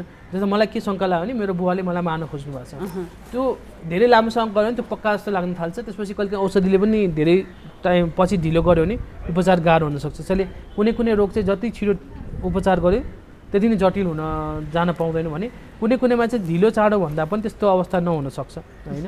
तर जहिले पनि जुन पनि रोग चाहिँ छिटो ट्रिटमेन्ट गरेको नै फाइदा हो। म्यानिया चाहिँ के कारणले हुने गर्छ त? म्यानियाको चाहिँ कस्तो हुन्छ नि, अगेन फेरि यो बायोलोजिकल साइकोसोसियल मोडलमा चाहिँ दिमागी रसायनदेखि लिएर तनावदेखि लिएर कतिजना चाहिँ मौसम चेन्ज हुने बेलामा पनि हुन्छ र कति बेला चाहिँ वंशानुगत पनि हुन्छ होइन। त्यसैले जसलाई हुन्छ त्यो वंशानुगत हुने चान्सेस चाहिँ म्यानियामा एकदम धेरै देखिएको नै छ होइन। अब त्यसले गर्दा चाहिँ यसको चाहिँ अघि नै भनिहालेँ, मुख्य रूपले हरेक मानसिक रोगलाई चाहिँ बायोसाइकोसोसियल भन्छ कि। बायो भने बायोलोजिकल जस्तै वंशानुगतदेखि लिएर रसायनहरू, साइकोसोसियल भनेको साइकोलोजिकल मेकअप, मान्छेको आफ्नै मेकअपले हुन्छ र वातावरण कस्तो छ त्यसले पनि फरक पर्छ र म्यानिया पनि अरू मानसिक रोग जस्तै त्यही वातावरण त्यही कन्डिसनभित्र आइपुग्छ। यसका लक्षणहरू कस्ता हुन्छन्, कसरी थाहा पाउने म्यानिया भएको छ? म्यानियाको लक्षणमा चाहिँ मान्छे बोले गर्ने, ठुलो कुरा गर्ने, आफूलाई एकदमै कन्फिडेन्ट। म एउटा उदाहरण दिन्छु है त। एकजना मानिस हुनुहुन्थ्यो, उहाँको राम्रो जुत्ता पसल, इन्डियाको मैले हेरेको पेसेन्ट, म अब अगेन गोपनीय त खोलाउनु मिलेन, उहाँले चाहिँ एकदम राम्रो काम गरिरहनु भएको थियो, जुत्ताको पसल थियो, एकदमै राम्रो अवस्थामा चलिरहेको थियो। उहाँलाई म्यानिया रोग जब बल्झिन थाल्यो सुत्न छोड्नुभयो, 2-3 घन्टा सुत्ने, 5-4 बजे उठ्ने, एक्सर्साइज गर्ने, गीत गाउने होइन, ठुल्ठुलो स्वरले कुरा गर्ने, भगवान्को पूजा गर्ने होइन। अनि त्यसपछि कसैलाई बोले कि रिसाइहाल्ने, अनि त्यसपछि एकदम धेरै पैसा खर्च गर्ने, जहाँ 500ले हुन्थ्यो त्यहाँ 5000 दिने, कसैलाई पैसा बाँडिदिने होइन। अनि त्यसपछि उहाँलाई एकैचोटि के सोच आयो भने यो जुत्ता बेचेर त म कतिजना किन्न आउँछन्, म त ठाउँमा गएर बेच्न सकिन्छ, टन्नै बेचिदिन्छु, करोडपति हुन्छु जस्तो सोच आयो, कन्फिडेन्स पनि आयो। उहाँले ठुलो गाडी त्यत्तिकै लोनमा किन्नुभयो, त्यहाँ आफ्नो पसलको जुत्ताहरू चाहिने भन्दा धेरै मगाउनु स्टकमा होइन, जुत्ता राख्ने, ठाउँमा जाने, कसैलाई ल आज तिमीहरू दिदियो है, यिनीहरूलाई फ्रीमा दिदियो भने त यिनीहरूले अरू क्लाइन्ट ल्याउँछन् भन्ने। त्यसले गर्दाखेरि चाहिँ कसरी वाइफलाई बोल्यो कि रिसाउने होइन। अनि त्यसपछि स्पिडले गाडी कुराउने, पैसा त कति खर्च गर्नुभयो होइन, जोसित नि बोल्ने, नचिने मान्छेसित नि बोल्ने। भनेपछि म्यानियाको मुख्य लक्षणमा चाहिँ कन्फिडेन्स लेभल बढ्छ, एकदम डिप्रेसनमा जब डाउन हुन्छ भने म्यानिया ठ्याक्कै उल्टो, ठुल्ठुलो कुरा गर्ने, म चाहिँ जोसित नि बोल्ने, झगडा गर्ने होइन, आँट आउने, कहिले नबोल्ने मान्छे पनि अरू नचिने मान्छेसित नि बोल्ने, पैसा धेरै नै खर्च गर्ने, कन्फिडेन्स एकदम धेरै हुने, यी चाहिँ मुख्य रूपले म्यानियाको लक्षण हुन् होइन। उहाँ उपचारमा आउँदाखेरि 1.5 करोडको ऋण थियो उहाँमा होइन। त्यो पैसा कसलाई खर्च गरे, कहाँ गरे, बिलिङ सिस्टम केही छैन। त्यसैले यो रोगमा चाहिँ यस्तो धेरै कन्फिडेन्स हुन्छ, पूजापाठ गर्ने, खर्च गर्ने, इभन भिकारी आइदियो भने पनि 5,000 दिएर यसलाई ल भनेर बाँडिदिने त्यस्तो गर्ने त्यतिसम्मको कन्फिडेन्स छ कतिमा त। यसको उपचारको कुरा गरौँ, जस्तै म्यानिया हुँदाखेरि औषधि कति समयसम्म सेवन गर्नुपर्छ र के उपचार गरिन्छ त्यसको? डिप्रेसन भएको मान्छेलाई कस्तो दुःखी भएको, हिम्मत गर्ने कस्तो कमजोर भएको लेभल गर्छौँ, म्यानियालाई कस्तो मातेको, ठुल्ठुलो कुरा गरेको, घमण्डी भएको, पैसा बढ्ता भएको भने जस्तो गर्छौँ र उपचार टाइमै हुँदैन कि। अनि रोगी मान्छेलाई पनि चेतना हुँदैन, म्यानियामा चाहिँ साँच्चीकै भगवानै हो, म भगवानसित कनेक्टेड गरेको छु, तिमीलाई त म श्रापै दिइदिन्छु भने जस्तो कन्फिडेन्स हुन्छ। त्यसले गर्दा चाहिँ कहिले झारफुक गर्नेदेखि लिएर मान्छेहरू थुप्रै ठाउँमा लिएर जान्छन्। तर यसको चाहिँ उपचारको चाहिँ दिमागमा त्यो एउटा केमिकल रसायन बढ्या हुन्छ जसले गर्दा कन्फिडेन्स सबै बढ्ने हो र निन्दा पनि नलाग्ने। त्यसको उपचार चाहिँ औषधि उपचार, अगेन कहिलेकाहीँ चाहिँ इभन बिजुलीको उपचारै गर्नुपर्छ, उहाँलाई त सम्झाएर छनै सकिँदैन। भनेपछि यस्तो बिरामी चाहिँ लक्षणको आधारमा थाहा पाइयो भने, अलिकति सुरुवाती अवस्थामै ल्याउन सक्यो भने एकदमै निन्द्रा बल्झिने पहिलो लक्षण हुन्छ धेरैजनालाई होइन। त्यसपछि चाहिँ म के भन्छु नि, डिप्रेसनमा चाहिँ मलाई चिन्ता कहिलेकाहीँ के लाग्छ भने उहाँको ज्यानै जान सक्ने, आत्महत्यासम्म गर्न सक्ने हुन्छ भने म्यानियामा चाहिँ पुरै सम्पत्ति सघाउन सक्नुहुन्छ होइन। एकदम धेरै पैसा खर्च गरेर ठुल्ठुलो बिजनेस गरेर फाल्तुको लगानी गरेर अनि परिवार पनि एकदम तनावमा आउँछ, आर्थिकदेखि लिएर सबै तनावमा होइन। जब कतिजनाले बुझ्छन् तब चाहिँ बल्ल चेतना आउँछ कि ओहो यो त रोग रहेछ, न त हामी त ठुलो भएको, घमण्डी भएको, मातेको भन्ने ठान्छौँ भन्छौँ। त्यसैले जति छिटो उपचारमा ल्यायो धेरै कुराबाट फाइदा हुन्छ, आर्थिकदेखि लिएर होइन उसमा पनि। यहाँले भन्नुभयो एन्जाइटी डिसअर्डर, एन्जाइटी डिसअर्डर भनेको चाहिँ के हो डाक्टर साहब? एङ्जाइटी चाहिँ आत्तिने रोग हो होइन। आत्तिने चाहिँ कस्तो हुन्छ भने हामी सब आत्तिने एउटा गिफ्ट हो होइन। एक्जाम छ आत्तिने कारणले कतिजना पढ्छौँ, त्यसैले एउटा ब्यालेन्ससम्म आत्तिने ठिक छ। तर डिसअर्डर जब रोग भन्छौँ तब चाहिँ के हुन्छ भने जब सामान्य कुरामा पनि यति आत्तिने कि यसले डे टु डे लाइफलाई फरक पारिरहेको छ। जस्तै बच्चा स्कुल गयो, स्कुलबाट फर्किनसम्म लड्ला कि चोट लाग्ला कि भनेर अरू कामै गर्न नसकेर बस्ने, कहिलेकाहीँ त स्कुलै गएर एकजना हाम्रो पेसेन्ट आउनुभएको थियो, बच्चालाई नर्सरीमा राख्नुभयो, उहाँ घरै जान सक्नु भएन कि यति आत्तिनु भयो कि बच्चा लड्ला कसैले धकेल्दा भनेर स्कुल बाहिर बस्नुभयो, आफ्नो जब छोडेर म त्यो स्कुलमा टिचर भएर काम गर्छुसम्म भनेर पनि प्रस्ताव राख्नुभयो होइन। श्रीमानले के गरेको तिमी, कहिलेसम्म उसको पछि लाग्छौ, केही हुँदैन भनेर जति भने पनि उहाँलाई पनि मनले थाहा छ ढुक्क छ, सबै हेरेको छ, टिचर पनि राम्रो छ, स्कुल पनि राम्रो छ। तर के छ त यति आत्तिने भएको छ कि उहाँले त्यो सोच आकुवाई गर्छ केही होला कि भन्ने डर लागिरहन्छ, जबकि उहाँलाई थाहा छ कि अरू केही कामै गर्न सक्नु भएन होइन। त्यसैले सामान्य आत्तिने बच्चालाई के होला भने सामान्य भयो, तर रोगमा चाहिँ के भयो त उहाँको दिनचर्या बिग्रियो, त्यो आत्तिने यस्तो भयो कि निन्द्रा बिग्रिने, छटपटी हुने, मुटु धड्कन बढ्ने, कहिलेकाहीँ त सास फेर्नसम्म गाह्रो हुने, यस्ता किसिमको शारीरिक लक्षण आएर कति बेलामा त मुटुका डक्टरहरूका पनि जान्छन् मान्छेहरू। त्यस्तो किसिमको छटपटी हुने, मुटु धड्कन बढ्ने, हातहरू काप्ने, निन्दा नलाग्ने चमक्का लक्षणहरू हुन्छन् यसमा। जटिल रूप एकदम लिन सक्छ। जस्तै म एउटा ओसिडीको पेसेन्टको बारेमा भन्छु होइन। एकजना हुनुहुन्थ्यो, उहाँले हात धुनुहुन्थ्यो होइन, फोहोर लाग्यो, एकचोटि हात धुयो, पछि त कस्तो भने मेरो हात सफाइ भएन भनेर उहाँले यतिचोटि हात धुनुभयो होइन। 40 चोटि हात धुनुहुन्थ्यो, नुहाउनलाई 4 घन्टा लाग्थ्यो। जब छोड्नुभयो, जब अब ढिलो आयो, गाली गर्यो, जबै छोड्नुभयो होइन। त्यही पनि उहाँलाई के लाग्ने, हात सफाइ भएको छैन। ए बाबा तिम्रो हात सफा भएको छ भन्यो, सबै भन्यो, चित्तै बुझ्दैन। 40 चोटि हात धोइसक्नुभयो, काठमाडौँमा पानी आउँदैन होइन, पानीको त्यतिकै समस्या छ। त्यसपछि घरबेटीले यसरी पानी चलाउने हो भने त तपाईँ छोडेर जानुहोस् भनेर वार्निङसम्म दिनुभयो, तर उहाँले वो ट्याङ्करको मै किन्छु भन्ने, तर उहाँलाई नुहाउनु पर्ने, त्यो हात धुने चित्तै नबुझ्ने। यसलाई ओसिडी भन्छ, एङ्जाइटी डिसअर्डरभित्र पर्छ होइन। पिटिएसडी भन्छ जसलाई भुइँचालो गइसक्यो, भुइँचालो गइसकेपछि चाहिँ यति डर भएको छ कि फेरि भुइँचालो आउला कि भनी एकजना पेसेन्ट हुन्थ्यो, उहाँको के भने नि टोइलेट आधी घन्टा बसेर पहिला पत्रिका पढेर टोइलेटमा बस्ने बानी भएको मान्छे 2 मिनट पनि टोइलेट बस्न सक्नुहुन्न होइन। भूकम्प पछाडि भत्क्यो भने त हामी यहाँ फस्छौँ, अब कहाँ लुगा नलागिकन दौडिने कुरा आएन भनेदेखि उहाँको गलीको बाटो हिँड्न सक्नुहुन्न होइन। यतिसम्म कि डर कि उहाँको त्यो लाइफै चेन्ज भएको छ पुरै। जसले एङ्जाइटीले पनि कहिलेकाहीँ धेरै अप्ठ्यारो ल्याउन सक्छ। भनेपछि नि यो एन्जाइटीको लागि चाहिँ कति समयसम्म औषधि सेवन गर्नु पर्ला? एङ्जाइटी चाहिँ कहिलेकाहीँ औषधि नचाहिन नि सक्छ, हेरेर हुन्छ। जटिल अवस्थामा त चाहिन्छ, कति बेलामा चाहिँ साइकोलोजिकल काउन्सिलिङ, अलिकति फ्यामिली सपोर्टले पनि फरक पर्छ। र फेरि एउटा कुरा चाहिँ भन्छु, काउन्सिलिङ भने जो पाइ त्यसले चिन्ता नगर भन्नेले होइन, फेरि तरिकाले स्ट्रक्चर तरिकाले नै काउन्सिलिङ गर्नुपर्ने हुन्छ होइन। त्यसले पनि फरक पर्छ। र कति बेला औषधिहरू जस्तै मुटु धड्कन बढ्ने, हात काप्ने, कतिजना चाहिँ अगाडि गएर बोल्नु पऱ्यो भने हात काप्ने, मुख सुक्ने, बोल्न नसक्ने हुन्छ नि, कहिलेकाहीँ सामान्य उपचार, काउन्सिलिङ, प्र्याक्टिस, थेरापी यिनीहरूले धेरै फरक पार्न सक्छ। सामान्यतया यी सम्पूर्ण मानसिक रोगहरू जति छन् नि, यसमा चाहिँ अलिकति परिवारको पनि भनौँ, परिवार, समुदाय, साथीभाइहरूको पनि एकदमै ठुलो सहयोगको आवश्यकता पर्छ है। एकदमै ठुलो सहयोग पर्छ। म यसमा धेरैजनालाई के भन्नुपर्छ भने डक्टर चाहिँदैन, साइकियाट्रिस्ट चाहिँदैन, मनोचिकित्सक चाहिँदैन, कति बेलामा परिवार साथीभाइ चाहिन्छ। आफूले चिन्नु पर्यो आफूलाई। पहिला म एकदम खुसी मान्छे मजाले गर्थेँ, आजकल दुःखी भइरहेको छु भने नि आफूले चिन्नु पर्यो म किन परिवर्तन भयो, कोसित मद्दत लिने होइन। साथीभाइले पनि यो कस्तो घमण्डी भयो, ठुलो भयो, एकल काटे भयो नभइकन पहिला कस्तो हँसिलो मान्छे, किन चुपचाप बस्छ, किन निराश छ, के पो भएछ भनेर अलिकति बुझ्न खोज्यो भने मद्दत गर्न सक्छन्। डक्टरका लिएर आउने पनि कतिजना साथीभाइ नै पनि हुन्छन्, परिवार पनि हुन्छन्।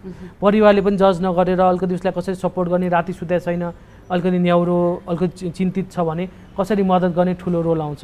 र कहिलेकाहीँ समाज र टोलको नि फरक छ। पहिलाभन्दा सुस्त बसेको छ, टोलाएर बसिरहन्छ, साथीभाइसँग जाँदैन भने मैले यसो देखाएको छु है भनेर भनिदिएर पनि धेरै फरक पर्छ भन्छन्। यसको लागि सबैको ठुलो भूमिका हुन्छ। हामीका कतिजना मानसिक रोगको बिरामीहरू आफै आउनुहुन्न, कसैले साथीले लिएर आउँछन्, कतिले परिवारले लिएर आउँछन्। किनभने जस्तै उनीहरूले देखिरहेको हुन्छ नि त व्यवहार, मन त मेरो मन हो तर व्यवहार त देखिरहेको हुन्छ नि उनीहरूले। त्यसैले जब मन, व्यवहार, स्वभावको परिवर्तन आउन थाल्छ सबैको भूमिका हुन्छ यसलाई चिन्ने, पहिचान गर्ने, मद्दत गर्ने। कन्भर्सन डिसअर्डर भनेको के हो? कन्भर्सन भनेको चाहिँ यो इङ्ग्लिस वर्डको हिसाबले कसरी आयो भने हाम्रो साइकोलोजिकल टेन्सन चाहिँ फिजिकल सिम्टम्सको रूपमा आउन थाल्छ होइन।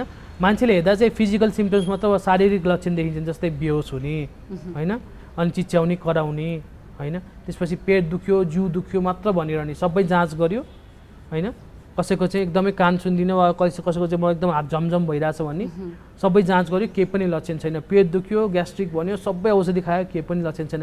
हात खुट्टा सुन्ने जस्तो लाग्यो भन्यो, केही पनि लक्षणहरू देखिँदैनन्, मतलब रोग देखिँदैनन्। किनभने साइकोलोजिकल फ्रस्ट्रेसन चाहिँ कहिलेकाहीँ बडीले सिम्टम्समा आउँछ। मान्छेले भन्छ टेन्सन हुँदै टाउको दुख्यो होइन। त्यसै गरिकन जब तनाव हुन्छ, चिन्तित हुन्छ, मसल पनि टाइट हुन्छ, त्यसले गर्दाखेरि चाहिँ कतिवटा शारीरिक लक्षणको रूपमा आउँछन्। त्यसैले त्यसलाई चाहिँ कन्भर्सन डिसअर्डर भन्छन् होइन। त्यसमा चाहिँ कतिजना डक्टरका गइराख्ने, कहिले इन्डोस्कोपी 4 चोटि गर्यो, एमआरआई 4 चोटि गर्यो, जहाँ चाहिँ केही लक्षण छैन भने पनि मानसिक रोग हुन सक्छ नि, धेरैले बुझ्दैनन्। यसलाई चाहिँ कन्भर्सन डिसअर्डर भन्छन्, कति बेला सोम्याटोफर्म पनि भन्छन् पार्टमा हेरेर। अब कसरी चाहिँ थाहा पाउन सकिन्छ? अब यस्ता ठ्याक्कै कुन लक्षण देख्यो, के भयो भने चाहिँ मानसिक रोग हो कि भनेर हामी त्यता जान सक्छौँ त? धेरैजना यस्तोमा चाहिँ पहिलोचोटि हुँदा चाहिँ फिजिसियनकै जानुहुन्छ होइन, उहाँलाई देखाउनुहुन्छ। जस्तो मलाई मुटु ढुढुक गरिरहेछ, पेट दुखिरहेछ भने ग्यास्ट्रिकै हो कि मुटुकै रोग हो कि जानुहुन्छ। उहाँले पनि जाँच गर्नु होला, केही पनि देखिँदैन। अनि जहिले पनि तनाव भयो, केही समयमा हुनसक्छ होइन। कसैको एक्जाम आउने बेलामा जहिले पनि बेहोस हुनसक्छ। कतिजनालाई चाहिँ के चिन्ता पनि थाहा हुनसक्छ, केही पनि छैन भन्छन् तर मनमा नै अनकन्सियसली पनि त्यो चिन्ता हुनसक्छ होइन। जस्तै कतिवटा स्कुलमा हिस्टेरिया भन्ने पहिला वर्ड भन्थ्यो, के हुन्थ्यो नि, जब एक्जाम आउन लाग्थ्यो होइन, त्यो बेला कतिजना केटीहरू बेहोस भयो, यो भयो भनेर भनिन्थ्यो होइन। कतिले अब फेल हुन्छ, फेल भएपछि बिहा गरिदिन्छन्। यी चिन्ताहरूले गर्दाखेरि उनीहरू पढ्नै सक्दैनन्। त्यसपछि एकजना बेहोस भएर कराउन थालेपछि सबैले त्यस्तो गर्छन् होइन। त्यसले गर्दाखेरि चाहिँ तनाव वा कहिले तनाव छिर्नु पऱ्यो, घरमा बुवाले रक्सी खाइरहनुहुन्छ, पिट्नुहुन्छ, झगडा गर्नुहुन्छ, छोरीमा बेहोस भएको लक्षण देखिन सक्छ होइन। त्यसले गर्दा चाहिँ कन्भर्सन चाहिँ धेरै कारणले हुन सक्छन्। कहिले राम्रो इन्टरभ्यू गरेर सबै कुरा बुझ्न थाल्यो भने त्यो रोग पत्ता लाग्छ। भनेपछि अब सामान्यतया यस्ता लक्षण देख्यो भने चाहिँ मानिसहरूले मानसिक रोग विशेषज्ञसँग पुग्न आवश्यक भयो होइन। किनभने त्यो भयो भने सुरुवाती अवस्थामै थाहा हुन्छ र जटिल हुन सक्छ। यसलाई कल फर हेल्प भन्छ कि मैले अहिले भने नि, बुवाले रक्सी खानुभएको छ, मम्मीलाई पिटाएको छ, कसैले बोल्न सकेको छैन, अनि त्यसपछि उसले चाहिँ स्कुलको फिस दिन सकेको छैन, स्कुलमा नआइज भनिरहेछ, छोरी अचानक बेहोस हुन्छ होइन। बेहोस भइसक्यो, लग्यो कुनै एउटा रोग भने एमआरआई गऱ्यो, सिटी स्क्यान गऱ्यो, सबै नर्मल छ होइन। त्यसपछि राम्रोसित कुरा गर्दा के हुन्छ त, हिजो बुवाले पिट्नु भएको थियो, त्यो देखिसिन त्यो आवाजले तर्छ, त्यसपछि बेहोस भयो, ए ल अब यो मद्दत गर्नुपर्छ भने त्यसरी बुझिन्छ कि। त्यसले कहिले चाहिँ यसमा एउटा पेसेन्टलाई राम्रोसित बुझ्न सक्यो भने यी रोगहरूका लक्षणहरू बुझ्न सकिन्छ। जस्तै यसमा चाहिँ काउन्सिलिङ नै महत्त्वपूर्ण हुन्छ। एकदम महत्त्वपूर्ण, काउन्सिलिङ चाहिँ यसमा एकदमै महत्त्वपूर्ण हुन्छ। हजुर, यसमा चाहिँ औषधि प्रयोग गर्नुपर्छ कि पर्दैन त? हेरेर हुनसक्छ। कोही कोही एकदम तनावमा गएर डिप्रेसनमा गएको छन्, एकदम एङ्जाइटीमा राति सुत्नै सकेका छैनन् भने त्यस्तो समयमा केही समयको लागि औषधि प्रयोग गर्नुपर्ने हुनसक्छ। अनि अर्को रासा यहाँले भन्नुभएको थियो बालबालिकामा हुने अटिजम भनेर पनि कुरा गर्नुभयो होइन। यो अटिजम चाहिँ कस्तो प्रकारको बालबालिकामा कसरी हुन्छ? यो जन्मसिद्ध हुने हो कि के हो त? धेरैजनालाई चाहिँ जन्मेदेखि नै उनीहरू अलिक फरक खाले बच्चा जस्तो हुन्छन् होइन। उनीहरूलाई सोसियल ल्याङ्ग्वेज हुन्छ नि, बोल्ने, ताराबाजी लैलै भन्छन्, आमासित खेल्न खोज्छन्, बुवासित घुलमिल हुन खोज्छन्, अर्कोसित खेल्न खोज्छन्। यी नै सबभन्दा गाह्रो हुन्छ। त्यसैले उनीहरूको ल्याङ्ग्वेज, कम्युनिकेसन स्किलमा एकदम गाह्रो देखिन्छ कि। अनि त्यसले गर्दा उनीहरू आई कन्ट्याक्ट गर्न सक्दैनन्, सोसियल हुन सक्दैनन्, अरू बच्चासित घुलमिल हुन सक्दैनन् होइन। त्यस्तो प्रकारले उनीहरूको फरक तरिकाले हुर्किन्छ। त्यसैले उनीहरूलाई ट्रेनिङ र पहिला चिन्नु पऱ्यो, आमा बुवालाई पनि ट्रेनिङ चाहियो, बच्चाको पनि ट्रेनिङ चाहियो। त्यसले गर्दा चाहिँ यो चाहिँ अटिजम चाहिँ धेरैजसो साइकोलोजिकल अझै पार्ट र काउन्सिलिङ ट्रेनिङकै पार्टमा आउँछ धेरैजसो फोकस। भनेपछि अटिजम भइसकेपछि यो निको हुन्छ कि हुँदैन डाक्टर साहब? निको भन्दा नि उनीहरू फरक प्रकारले हुर्किन्छन् होइन, उनीहरूलाई त्यो अनुसारले हुर्काएर एउटा सामान्य बनाउन चाहिँ सकिन्छ, प्रयास गर्न मजाले सकिन्छ। उनीहरू पुरै युटर्न हुने भन्ने टाइपको चाहिँ हुँदैन फेरि, जो सामान्य अवस्थासम्म फर्काउन सकिन्छ। सामान्य अवस्था उनीहरू फरक बच्चा हुनुहुन्छ, त्यो बुझ्न जरुरी छ। उनीहरूलाई चाहिँ हुर्काउने तरिकाले चाहिँ उनीहरूको धेरैवटा कुरामा चाहिँ हामी मद्दत गर्न सक्छौँ। डाक्टर साहब, जस्तै रोग लागिसकेपछि यसको उपचारको कुरा त हामीले गरिहाल्यौँ होइन, तर रोग लाग्न नदिन अथवा यसको रोकथामको लागि चाहिँ के गर्न सकिन्छ त? अब 3-4वटा कुरा छन्। मैले भने नि वंशानुगत हाम्रो बसमा नहोला होइन, त्यसपछि चाहिँ बायोलोजिकल रसायनहरू चाहिँ कसैको चाहिँ एकदमै कम मात्रामा हुनसक्छ, नाप्न सकिँदैन, उनीहरूलाई चाहिँ एकदम छिटो उपचारमा ल्याइदिए सजिलो हुन्छ चिनेर। कतिजना चाहिँ तनावमा पारिवारिक सपोर्ट नभएर होइन, र त्यसपछि चाहिँ सोसियल फ्याक्टर्सहरूले गर्दाखेरि हुन्छन् भने त्यो फ्याक्टर्सलाई कसरी परिवर्तन गर्ने। त्यसैले यसमा चाहिँ म फेरि के भन्छु नि, यसमा राज्यदेखि लिएर सबैको ठुलो रोल छ कि। जस्तै भनौँ न गाई जात्रा होइन, एउटा रानीले आफ्नो छोरा बितेको दुःखमा एउटा राजाले अरू पनि त सबै दुःखमा जान सक्छन् भनेर चलाएको चलन अहिलेसम्म पनि छ। त्यो बेलाको स्ट्याचुहरू भत्काइयो होला, थुप्रै कुरा भत्कायो, गाई जात अहिलेसम्म पनि छ। किन समाजले किन स्वीकार्यो त भन्दा सबैले बुझ्यो नि त, सबैको परिवार गुमाउँदो रहेछ, दुःख रहेछ, त्यसले गर्दा सबैले जब देख्छन् तब चित्त बुझाउने बाटो आउँछ, एउटा चलन चल्यो होइन। त्यसै दसैँ तिहार टिका होला, एकछिन भेटघाट गरेर कुरा राख्ने थुप्रै छ। त्यसै गरिकन एउटा समाज धर्म एउटा राज्यले पनि कुनै मान्छेलाई एकदम गाह्रो छ, तनाव छ, उनीहरूलाई हुर्किने सामान्य हुन पनि गाह्रो छ भने त्यसको रोल आउँछ। एउटा वडाको एउटा उसको रोल आउँछ, परिवारको रोल आउँछ, साथीभाइको रोल आउँछ, र इन्डिभिजुअल आफ्नो नै रोल आउँछ कि म आफ्नो स्वास्थ्यमा कसरी ध्यान दिने होइन। त्यसैले यो चाहिँ एकजनाको पक्ष भन्दा पनि सबैको पक्षमा चाहिँ ले चाहिँ यसलाई फरक पार्छ। तनाव कसरी कम गर्ने भनौँ न, एउटा कसरी चाहिँ एउटा हँसिलो वा खुसीको इन्भाइरोमेन्टमा बस्न सक्ने होइन। जस्तै एउटा परिवारले पनि कसरी अनावश्यक खर्च नगरिकन कसरी सँगै लैजान सक्ने, यी सबै कुराहरूको फरक आउँछ। र कसरी छिटो चिन्ने, जहाँ चाहिँ धेरै सो मिस्टेक चाहिँ त्यहाँ हुन्छ, छिटो चिन्ने, त्यसमा पनि फरक पर्छ। अहिले त विश्वव्यापी रूपमा कोरोना सङ्क्रमणको समय छ, कोरोना सङ्क्रमणका कारण विश्व नै आक्रान्त बनेको छ। यो समयमा चाहिँ कस्ता कस्ता मानसिक समस्या लिएर आउने गर्नुहुन्छ बिरामीहरू? कोरोनाको कारणले चाहिँ अवस्थामा चाहिँ 3-4वटा प्रकारका बिरामीहरू आउनु छ। एउटा चाहिँ रेगुलर पहिलादेखि उपचारमा बसिरहनु भएका होइन, तर केही कारणवश रेगुलर फलोअपमा आउन नसकेर, औषधि सेवन गर्न नसकेको वा उपचारमा आउन नसकेर बल्झेकासम्म। जस्तै पहिला रक्सी 1 वर्ष उपचारले छोडिसक्नु भएको थियो, अब फेरि बिचमा भयो साथीभाइ जमघट भयो, उपचार पनि भयो, काउन्सिलिङ पनि रोक्यो, अब रक्सी फेरि सुरु गरेर छोड्न नसक्ने, भोलि छोड्छु भने छोड्दाखेरि हातहरू काप्ने, निन्दा नलाग्ने होइन, त्यस्ता प्रकारकालाई एउटा भयो। वा चाहिँ डिप्रेसन बल्झिएर होइन, त्यो चाहिँ एक प्रकारको भयो। अर्को प्रकार भनेको चाहिँ कोरोना वा यो कोभिडदेखि आफै हात्तिएर मलाई भएको हुन्छ कि परिवारलाई भएको छ के गर्ने कि देखि लिएर कोरोनाको लक्षण आयो कि कोरोना भइसकेर पोस्ट कोभिडलाई पनि सास फेर्न गाह्रो छ, थकाइ लागिरहेछ, निको भएको छैन भन्ने किसिमका साइकोलोजिकल फ्याक्टर त्यो लक्षण लिएर आउनु भएको छ।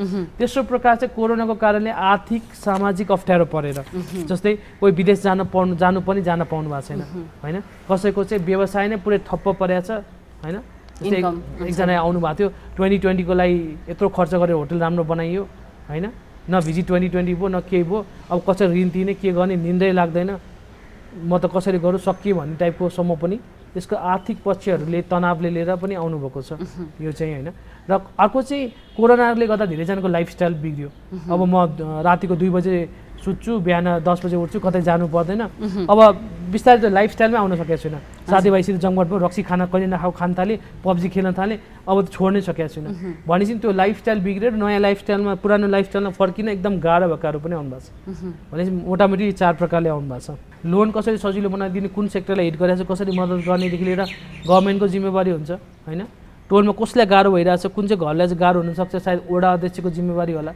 परिवारमा चाहिँ हाम्रो परिवार ठुलो परिवार छ, सबैले चाहिँ बाँच्लाई यसलाई चाहिँ गाह्रो होला, यो कान्छोलाई चाहिँ भनेर माया गर्ने दाइको जिम्मेवारी होला होइन। अलिकति पैसा बचाउँ, यो समय बाँच्छु भनेर परिवारको जिम्मेवारी होला, र आफैले पनि यो भइरहेको छैन, अर्को केही गरेर कसरी व्यवस्थापन गरौँ कुरौँ भने आफ्नो जिम्मेवारी होला। त्यसले तनाव व्यवस्थापनको सबैको जिम्मेवारी हुँदाहुँदै पनि हामीका अनुभव चाहिँ यी सबै कुरालाई कसरी व्यवस्थित गर्ने, निन्दालाई कसरी व्यवस्थित गर्ने, छटपटी भइरहेछन्, कसरी प्लान गर्ने, आफूलाई कसरी व्यक्त गर्ने, यी सबै कुरा र कहिलेकाहीँ अवस्था परेर डिप्रेसन एङ्जाइटीमा जान सक्नुहुन्छ। त्यस्तो बेलामा कसरी उपचार गर्ने भन्ने कुरा चाहिँ हामी मद्दत गर्छौँ। जस्तै अर्को कुरा यहाँले नि भन्नुभयो निन्द्रा नलाग्ने यस्ता समस्याहरू भन्नुभयो नि, कतिपय अवस्थामा डरले पनि, कोरोनाकै डरले यहाँले भन्नुभयो, कोरोनाको डरले हुने समस्याहरू पनि भन्नुभयो होइन। कोरोनाको डरले हुने समस्याहरू जुन छन् अनि निन्द्रा नलाग्ने जुन चाहिँ स्कुल सेड्युल नमिलेर निन्द्रा नलाग्ने कुराहरू भन्नुभयो, यी कुराहरूको लागि चाहिँ के गर्नुपर्ने हुन्छ? उहाँहरूले औषधि खानै पर्ने अवस्था त हुँदैन होला उहाँहरूले त? पहिले त के चिन्नु पऱ्यो भने यो सामान्य अवस्था होइन, सबैले गाह्रो परेको छ, सबैको बानी बिग्रेको छ। कसैले पहिला 2 घन्टा डेली पढ्ने मान्छेहरू अहिले किताब खोल्नै चाहँदैनन् होइन। पब्जीको यस्तो लत लगाए हुनसक्छ, कसैको गेमको एकदम लत लगाए हुनसक्छ होइन, कसैको चाहिँ अब एकदमै अल्कोहल खाएर साथीहरू बेसी जहिले पनि अल्कोहल खाएर बानी लगाए हुनसक्छ। त्यसले पहिला त के चिन्नु पऱ्यो भने यो सुरुमा चाहिँ एउटा रहर भयो, अब बानी भयो, बानीले आफ्नो एउटा तरिका लिन्छ, यसबाट बाहिर निस्किनु पर्ने चेतना छ भने ठुलो कुरा हो होइन।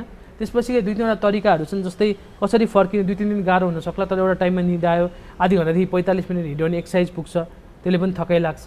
ब्यालेन्स खानेकुराले अब अल्कोहलमा डेली खाइरहेको छु भने अब हप्तामा एकचोटि गर्ने, यिनीहरूले पनि फरक पर्न सक्छ। त्यसैले यी सबै कुराहरूले चाहिँ गर्छ। त्यस्तो बेलामा कतिवटा मेडिटेसनका टेक्निकहरू छन्, काउन्सिलिङका टेक्निकहरू छन्, त्यसले पनि फरक पर्छ। मानसिक रोगप्रति मानिसहरू चाहिँ कतिको सचेत छन् होइन? कस्तो अवस्था भएपछि चाहिँ मानिस आउने गर्छन् त उपचारको लागि? ओके, पहिलाभन्दा चाहिँ मान्छेहरू धेरै सचेत भएको मैले पाएको छु होइन। अहिले मैले कस्तो पनि देखाएको छु भने मेरो बुवा मम्मीको डिभोर्स हुन लाग्छ, म कोसित बस्छु भनेर सल्लाह गर्नसम्म पनि आउन थालेका छन्, कुरा गर्न थालेका छन् होइन। ब्रेकअप भइदियो, अब म कसरी डिल गर्ने भनेर पनि आउन थालेका छन् भने चाहिँ तनाव समस्याप्रति मान्छेहरू सचेत छन्, कुरा गर्न थालेका छन्। तर दुःखको कुरा के छ भने मानसिक रोगलाई अझ पनि बुझ्ने मान्छेले चाहिँ एउटा कडा खाले होस हवास पुरै गुमाएको मानसिक रोगको रूपमा मात्र बुझ्छन् कि त्यस्तो होइन। जस्तै हामीले फिल्महरू हेऱ्यो भने पनि एउटा मानसिक रोगीलाई देखाउनु पऱ्यो भने एउटा मेन्टल वार्ड देखाइन्छ, जहाँ चाहिँ कहिले डक्टरको लुगा लगाएको, कहिले उटपट्याङ काम गरेको हँसाउने क्यारेक्टरको रूपमा मानसिक रोगीलाई चित्रण गरिन्छ, जुन चाहिँ सही होइन होइन। जसरी एउटा कडा खाले मानसिक क्यान्सरको कडा खाले रोग हुनसक्छ र सामान्य हुनसक्छ भने जस्तै मानसिक रोग पनि 2-3% एकदम कडा खाले हुनसक्ला भने धेरैसो सामान्य हुनसक्छ होइन। मान्छेले त्यो बुझ्दैनन्। कसैको फ्र्याक्चर भइदियो होइन, खुट्टा भाँच्यो, यत्रो ठुलो प्लास्टर लाएर बसेका हुन्छन्, सबैले देख्ने गरी हिँडेका हुन्छन्, लुकादा हुँदैन नि होइन। कसले किन हिँडेको त, आराम गर, रेस्ट गर भनेर सबैले भने हुन्छन्। कसैले त भन्दैन नि मन बलियो बनाएर दौडिन, सकिहाल्छस् नि, जोडिहाल्छ नि त भन्दैनन्। तर जब मन भाँचिन्छ नि, तब जब मन बिग्रिन्छ नि, तब चाहिँ मान्छेलाई के लाग्छ भने बलियो बन्न, किन के अल्छी गर्यो, नाटक गर्योदेखि लिएर यावत कुरा सोध्छन् कि त्यहाँ गलत छ होइन। त्यसैले मान्छेले के बुझ्नु पऱ्यो भने मन वा भावना, सोच, व्यवहार र स्वभावमा आउने परिवर्तन हुन्, जुन सामान्यदेखि लिएर धेरै हुन सक्छन् होइन। त्यसैले गर्दाखेरि चाहिँ यो बुझ्न एकदमै जरुरी छ। यसको धेरै राम्रो उपचार छ। कति मान्छे पुरै नर्मल भएर काममा फर्केका छन्, आत्महत्या गरेर मर्छु भन्ने मान्छे परिवारलाई पाल्छु र अब बस्छु भनेर आत्मविश्वास साथ फर्केका छन्। त्यसले गर्दा चाहिँ के बुझ्नु पऱ्यो भने मद्दत लिनु पऱ्यो, चिन्नु पऱ्यो, मद्दत लिनु पऱ्यो, खुलेर बोल्नु पऱ्यो होइन। त्यसले गर्दा उनीहरू मजाले फर्किने, जसलाई पनि डर हुन्छ नि म त पुरै केही गर्न सक्दिनँ कि भने जस्तो, त्यस्तो होइन। मजाले फर्किने। र एउटा कुरा के भन्नु भने मानसिक रोग लागेर कति उपचार गरेका मान्छेहरू एकदम सक्सेसफुल प्रोफेसनमा राम्रोसित काम गरिरहेछन्। त्यसैले यसलाई त्यसको रूपमा सोच्ने केही आधारै छैन।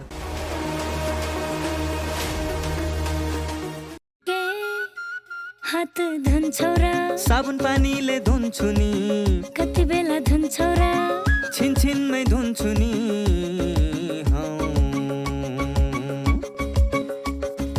घरमा पस्दा अफिस पस्दा सधैँ धुन्छु हात, कोरोनालाई यसै गरी भगाइदिन्छु म त। घरमा पस्दा अफिस पस्दा सधैँ धुन्छु हात, कोरोनालाई यसै गरी भगाइदिन्छु म त। भान्सा छिर्नु अगाडि, खाना खानु अगाडि, जहाँ त्यही छोएपछि हातले छोपी खोकेपछि। हात धुन्छौ र साबुन पानीले धुन्छु नि, कति बेला धुन्छौ र छिनछिनमै धुन्छु नि। कोरोनाबाट बच्ने 3 उपायहरू: व्यक्ति बीच 2 मिटर टाढा बस्ने, घरबाट बाहिर निस्कँदा मास्क लगाउने र बेला बेलामा साबुन पानीले मिची 20 सेकेन्डसम्म हात धुने। कोरोनाबाट आफू पनि बचाउँ र अरूलाई पनि बचाउँ। नमस्कार, म doctor Sangeeta Regmi Chalise, professor and head of department अहिले म केस्ट मेडिकल कलेजमा कार्यरत छु ENT डिपार्टमेन्टमा। सो नाक कान घाँटीको समस्याको कुरा गर्दाखेरि चाहिँ कानमा चाहिँ इन्फेक्सनहरूले गर्दा चाहिँ सुनाइमा धेरै कमी आएको छ। बालबालिकाहरूमा बहिरोपन धेरै भएको छ। त्यही भएर म अभिभावकहरूलाई के भनिदिन्छु भने बच्चाको कानलाई चाहिँ धेरै कान कोट्याउने नगरिदिनु, कानमा तेल नहालिदिनु। कानमा तेल हाल्दाखेरि झन् त्यसले इन्फेक्सन बढाउँछ।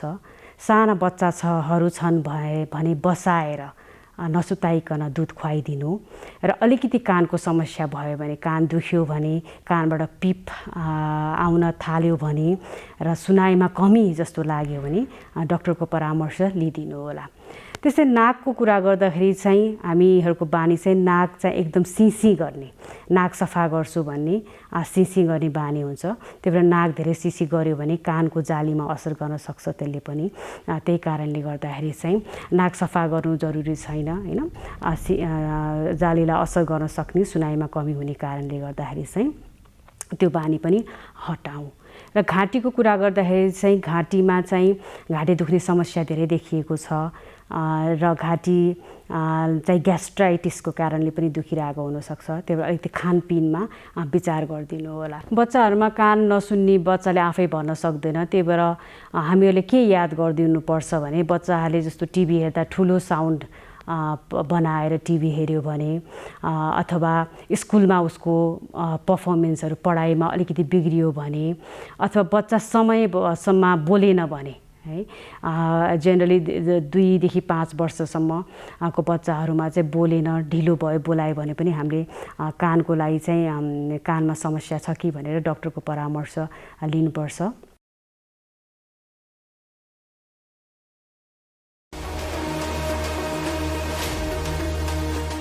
कार्यक्रममा यहाँलाई फेरि पनि हार्दिक स्वागत छ। हामी अब जीवनशैलीको कुरा गर्दैछौँ। हामीले बारम्बार कार्यक्रममा भन्दै आएका छौँ कि हामी पछिल्लो समयमा अलि बढी शौकीन हुन थालेका छौँ। हाम्रो जीवनशैली अलि फरक हुँदै आएको छ। शारीरिक अभ्यासहरू, परिश्रमहरू हामी कम गर्न थालेका छौँ। हामीले सोच्ने लगायतका काम गर्ने तरिकाहरू पनि फरक परिरहेका छन्। त्यसले हाम्रो जीवनशैलीमा पक्कै पनि केही असर त परेको छ नि। त हामीले स्वस्थ रहनका लागि, निरोगी रहनका लागि कस्तो जीवनशैली अपनाउनुपर्छ? एकजना विज्ञ हामीलाई सुझाव दिँदै हुनुहुन्छ। त्यही सुझाव नै अब प्रस्तुत गर्दैछौँ हामी र यो सेगमेन्टको नाम हो मेरो जीवनशैली।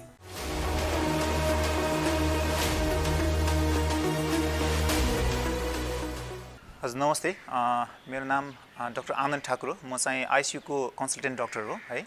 म चाहिँ कोभिडको बारेमा चाहिँ ICU स्पेसिफिक कुरा गर्न चाहन्छु। यदि कोही डक्टरले चाहिँ तपाईहरुलाईको बिरामीहरूलाई चाहिँ कोभिड हुँदा चाहिँ ICU लग्नुपर्छ भनेर भन्नुहुन्छ अथवा भेन्टिलेटरमा राख्नुपर्छ भनेर भन्नुहुन्छ भने चाहिँ कृपया उहाँले क्वेसन सोध्नु होला, किन ICU चाहियो र किन भेन्टिलेटरमा राख्नुपर्ने अवस्था आएको छ भनेर क्वेसन चाहिँ सोध्नु होला। उहाँले बुझाइसकेपछि चाहिँ होइन ICU मा लगेपछि बिरामी बाँच्दैन, भेन्टिलेटरमा लगिसकेपछि बिरामी बाँच्दैन, त्यो चाहिँ नसोच्दिनु होला है। त्यसरी कुरा नगरिदिनु होला। त्यसको लागि म अनुरोध गर्दछु। किनभने एउटा ICU को डक्टरले चाहिँ कारण भएर नै उहाँलाई ICU मा लग्ने अथवा भेन्टिलेटरमा लग्ने भनेर तपाईहरुले बुझाउन खोज्नु भएको हो। भेन्टिलेटरमा राख्ने बित्तिकै बिरामीको कहिले मृत्यु हुँदैन। भेन्टिलेटरमा राख्ने भनेको चाहिँ अन्तिम उपाय हो। जब हामीले कुनै पनि तरिकाले अक्सिजन दिन सक्दैनौँ, अक्सिजन शरीरमा मेन्टेन गर्न सक्दैनौँ, त्यो अवस्थामा हो हामीले भेन्टिलेटरमा राखेर अन्तिम ट्राई गर्छौँ। र अहिलेसम्मको हाम्रो मृत्युदर हेर्ने हो भने 60% बिरामीलाई हामीले भेन्टिलेटरबाट निकालेर राम्रो गरेर पठाउन सकेका छौँ है। 40% मृत्यु हुन्छ। यो चाहिँ कोभिडले मात्र भनेको। अरू बेला पनि कुनै अरू कारणले गर्दा बिरामीलाई भेन्टिलेटरमा राखिएको छ भने चाहिँ यो कहिले पनि कदापि नसोच्नु होला कि बिरामी भेन्टिलेटरमा गएपछि बिरामीको मृत्यु हुन्छ। बिरामीलाई जसरी पनि राम्रो गर्ने उद्देश्यले नै हामीले भेन्टिलेटरमा राख्न खोजेको हो। यदि भेन्टिलेटरमा राखिसके पनि 5-7 दिन 10 दिनमा हामीले सोचेको इम्प्रुभमेन्ट हुँदैन भने मात्र हो उपचार अगाडि बढाउने कि नबढाउने भन्ने सोच्नलाई। तर भेन्टिलेटरमा राख्नुपर्ने अवस्था आयो भने चाहिँ कहिले पनि डर नराख्नुहोस्। कोभिडले कति धेरै मान्छेहरूलाई असर पारेको छ, कति धेरै मृत्यु भएको छ हामीलाई थाहा नै छ। कोभिड लाग्ने बित्तिकै आत्तिनु पर्दैन है। यसबाट हामी सतर्क हुनुपर्छ, डराउनु पर्दैन। सतर्क भन्नाले जुन हामीले मास्क लाउँछौँ, त्यसपछि हात धुने काम, यो सब कुरा र सोशल डिस्टेन्सिङको कुराहरू चाहिँ जहिले पनि हामीले फलो गर्नु पर्यो है। अब अहिले लकडाउन खुलेको छ, तर लकडाउन खुल्यो भन्दैमा यो कुराहरूमा चाहिँ ध्यान नदिने कुरा नगर्नु होला। कोभिड लागेको छ भने पनि तुरन्त आफूलाई गाह्रो भएको छ, श्वास फेर्न गाह्रो छ भने तुरन्त अस्पताल आउनु होला। हामीले आइसियू चाहिँ कुन बेला लग्नुपर्छ भन्दा चाहिँ यदि अक्सिजनको रिक्वायरमेन्ट 10 लिटरभन्दा बढी चाहियो, बिरामीले श्वास फेर्ने एकदमै गाह्रो भएको छ, बिरामीको होस राम्रो छैन भने तुरन्त आइसियू लग्नुपर्छ। यस्तो नहोस् भनेर सबभन्दा बेस्ट भनेको चाहिँ सतर्क रहने हो। तर भइसकेपछि डराउने होइन, आत्तिने होइन, नजिकको अस्पतालमा जाने र त्यहाँनिर चाहिँ यदि तपाईँको अक्सिजनको रिक्वायरमेन्ट एकदमै कम छ, तपाईँको श्वास फेर्ने तरिका एकदमै नराम्रो छ भने चाहिँ डेफिनेटली आइसियू लगेरै बाँकीको उपचार त्यही गराउनु नै उचित होला भनेर मेरो अनुरोध छ तपाईँहरूलाई।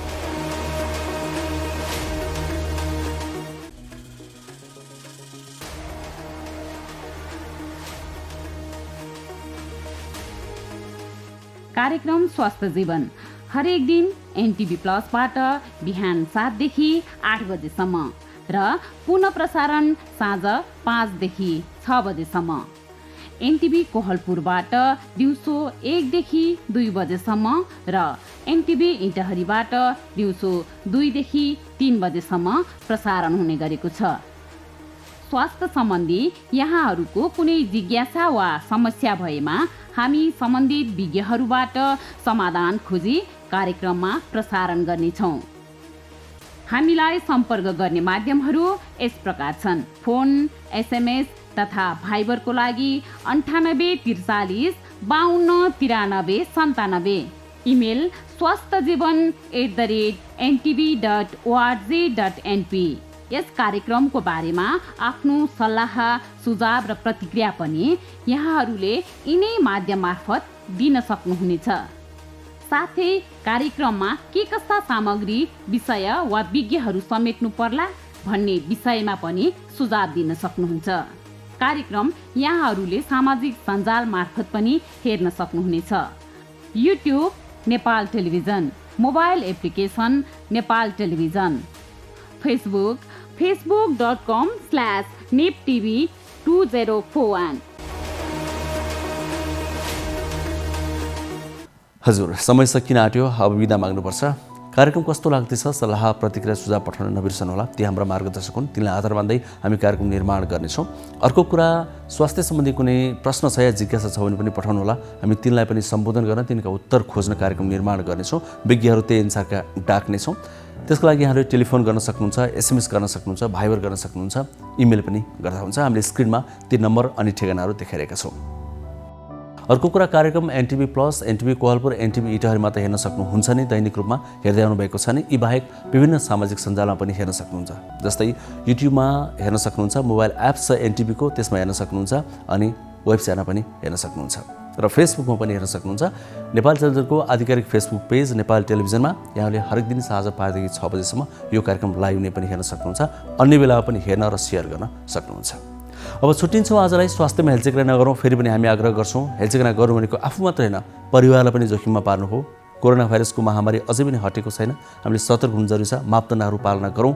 सरकारले जुन भनेको छ त्यो अरू कसैको लागि होइन, हाम्रो लागि हो। भोलि भेटौँला आजकै समयमा। आजलाई छुट्टिन्छौँ। हस्त, नमस्ते।